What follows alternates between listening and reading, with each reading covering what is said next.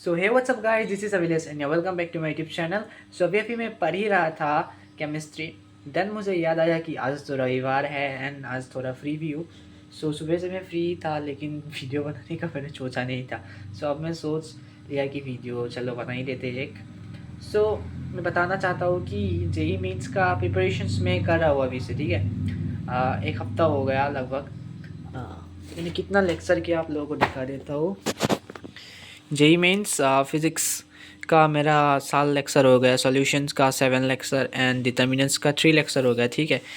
ऐसे ही चलता रहेगा पूरा साल। पूरा साल भी नहीं है, लगभग 6 से 7 महीने है। देन अभी मैं बताने वाला हूँ कि फिज़िक्स मैं कहाँ से कर रहा हूँ, केमिस्ट्री कहाँ से कर रहा हूँ एंड मैथ्स कहाँ से कर रहा हूँ, ठीक है। सो फिज़िक्स क्लास 11 में मैंने बहुत सारे टीचर से पढ़ा, ठीक है। मैं यही मेरा गलती था क्लास 11 में, बहुत सारे टीचर से पढ़ना। एंड ऐसे ही मुझे बहुत सारे टीचर से पढ़ने के बाद मुझे पता चला कि Salim sir is the best for physics.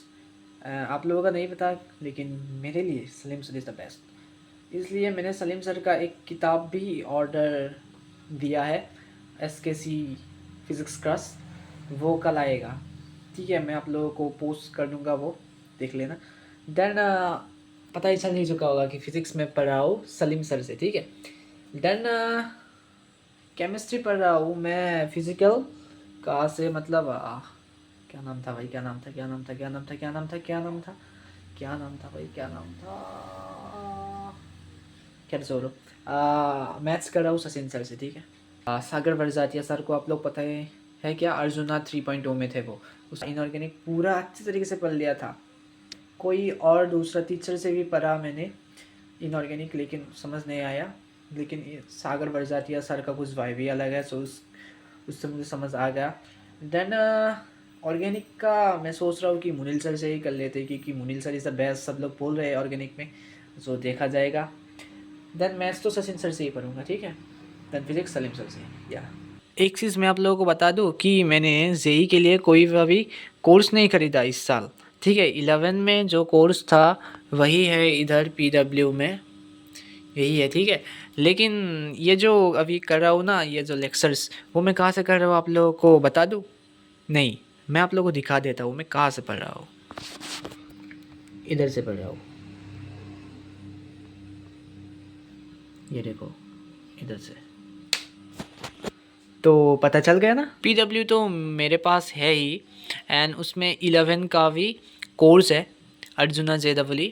सो मैं क्यों नहीं कर रहा हूँ वहाँ से गाइस।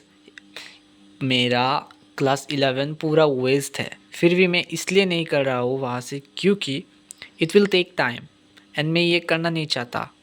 मैं जस्ट 12 में अच्छे मार्क्स के लिए पढ़ रहा हूँ, अच्छी मार्क्स के लिए, ठीक है। 12 में मेरा बोर्ड्स भी उतना अच्छा नहीं गया 11 में, एंड मैं ये जानता हूँ कि जेई के साथ रेगुलर स्कूल मैनेज करना बहुत डिफ़िकल्ट होता है। बहुत सारे प्रैक्टिकल्स का टेंशन होता है गाइस, एंड प्रैक्टिकल्स में हमको 30 मार्क नहीं देगा गाइस, नहीं देने वाला है। मुझे विश्वास है मतलब मेरे ऊपर कि इतना मार्क्स हमारे कॉलेज नहीं देगा, टीचर्स लोग उतने मतलब है नहीं। सो अभी तो मतलब हमारा कॉलेज अभी तक खुला नहीं, सो जल्दी खुलने वाला है। सो तब तक मैं इस ऐसे ही घर में बस मेरा टाइम टेबल फॉलो कर रहा हूँ कंसिस्टेंटली गाइस। मैं सच बता रहा हूँ कि मैंने कंसिस्टेंटली फॉलो कर रहा हूँ टाइम टेबल को, जैसे मैंने बनाया था वैसे ही फॉलो कर रहा हूँ। सो फॉलो हो भी रहा है। सो जब मैं कॉलेज जाऊँगा तो ये सारा टाइम टेबल बिखर जाएगा, सब बर्बाद हो जाएगा। तब क्या करना पड़ेगा तब सोचूंगा। अभी देखो क्लास 11 की बात आ ही चुकी है तो मैं बता देता हूँ। क्लास 11 में केमिस्ट्री तो मैंने पढ़ा था लेकिन रिवाइज करना ज़रूरी है, एंड मैथ्स का मतलब कोई सभी क्वेश्चंस मेरा क्लास 11 में बना नहीं। देन फिज़िक्स का लगभग काइनेमेटिक्स, फैक्टर्स, LNM ये सब हो गया, ठीक है। सेंटर ऑफ मास ये सब हो गया, लेकिन रोटेशनल से ये सब कुछ नहीं हुआ। आई थिंक सॉलिड्स या फ्लूइड्स हो गया मेरा, ठीक है।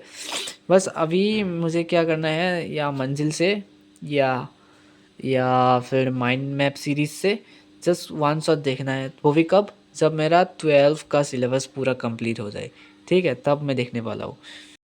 Okay, now 11 is done, I am moving to class 12। Class 12 में फिज़िक्स का अभी तक मेरा 2 चैप्टर हो गया, मैं बोल सकता हूँ। सो सॉल्यूशन का भी मैंने एनसीईआरटी को पूरा साथ लिया।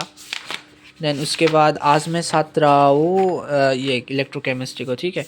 देन उसके बाद मैं मैथ्स की बात करूँ तो मैथ्स में मेरा मैट्रिक्स हो गया, देन डिटर्मिनल्स हो गया, अभी इन्वर्स ट्रिग्नोमेट्री कर रहा हूँ, ठीक है।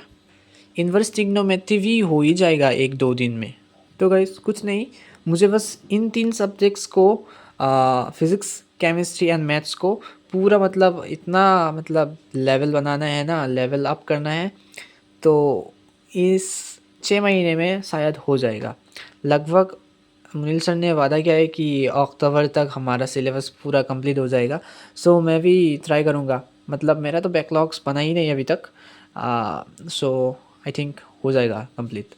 देन उसके बाद full revision and mock test and mock test and mock test, then it's complete. रुको, अभी जेई के लिए और चीज़ बाकी है। जेई के लिए मैंने ख़रीदा था ये लगभग 1 साल पहले ही। केमिस्ट्री का भी है, फिज़िक्स का भी है एंड मैथ्स का भी है, लेकिन सवाल मैंने किया नहीं। लॉल। एंड रिसेंटली मैंने एक PYQ सीरीज़ ख़रीद लिया है, जहाँ पे मतलब बहुत सारे PYQs है विद सॉल्यूशंस एंड लगभग 2002 तक सॉल्यूशंस है, सॉल्यूशन PYQs है, ठीक है। 2025 से 2002 तक PYQs है, लेकिन 2002 तक हमको PYQs करना नहीं है, जस्ट 2025, 24, 23, 21 देन 20 तक करना है, ठीक है। रुको इसको ऑन कर लेता हूँ। हाँ, आई वाइब्स आएगा। सो जेई मेंस के लिए मेरे पास एक स्ट्रेटेजी है, मैंने ही बनाया था फिज़िक्स, केमिस्ट्री एंड मैथ्स के लिए। एंड लास्ट में ये टेस्ट में आप लोगों को ये समझा देता हूँ, ठीक है।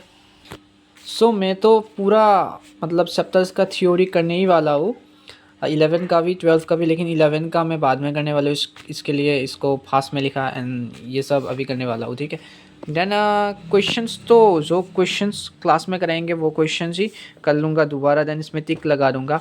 देन PYQs की बात करें तो मैं रिसेंटली मैंने बता ही दिया कि PYQs एक ख़रीदा है, वहाँ से कर लूँगा। देन अगर मैं इस क्वेश्चंस को नहीं करूँगा भी तो चलेगा, लेकिन PYQs करना है। तो ऐसे ही केमिस्ट्री के लिए मैंने आप लोगों को बता ही दिया कि थ्योरी मैंने कर लिया पूरा। 11 में मैंने केमिस्ट्री को थोड़ा सा पढ़ लिया था, देन क्वेश्चंस वगैरह सॉल्यूशंस का कर लिया, देन PYQs करना बाकी है, देन ऐसे ही मैथ्स का भी। Then I have to give all, मतलब जो PYQ पेपर्स हो गए थे ना, क्वेश्चन पेपर्स, जैसे 2025 में आई थिंक 10 पेपर्स हो गए थे। ऐसे ही अप्रैल 5th, जनवरी 5th, ऐसे ही 2023 तक मुझे मॉक टेस्ट देना है, ठीक है, उस पेपर्स के। So that's it. तो गाइस, चाहे जो कुछ भी हो, जो कुछ भी सामना करना पड़े, मत रुकना। मैं बोल रहा हूँ मत रुकना, क्योंकि अगर आप अभी रुकोगे तो बाद में आप लोगों को टाइम नहीं मिलेगा। एंड अगर आप अभी पूरा मतलब सिलेबस का बात करो, अगर अभी सिलेबस आप थ्योरी भी पढ़ लोगे ना, कॉन्फिडेंस रहेगा कि मैं कर सकता हूँ। सो थ्योरी ही कर लो, क्लास में दिए गए क्वेश्चन ही कर लो, बाद में आप लोगों को खुद पता चलेगा कि मैंने अभी तक कुछ नहीं पढ़ा, सो कुछ पढ़ना होगा, तो तब आप लोग कर लेना, यूट्यूब पर सर्च कर लेना important lectures, important derivations, important topics, वो सर्च कर लेना, तभी तो काम आता है भाई वो, ठीक है। बट अभी सर्च मत करना, वन शॉट के पीछे अभी मत भागना, अभी जस्ट NCERT क्लियर करो, केमिस्ट्री का तो पूरा क्लियर कर दो, देन फिजिक्स का अगर आप लोगों के पास कोई रेफरेंस बुक वगैरह है तो वहीं से पढ़ लो, वही पढ़ लो। सो मिलते हैं नेक्स्ट वीडियो पर, bye bye, thank you for watching, thank you for giving this much time for me.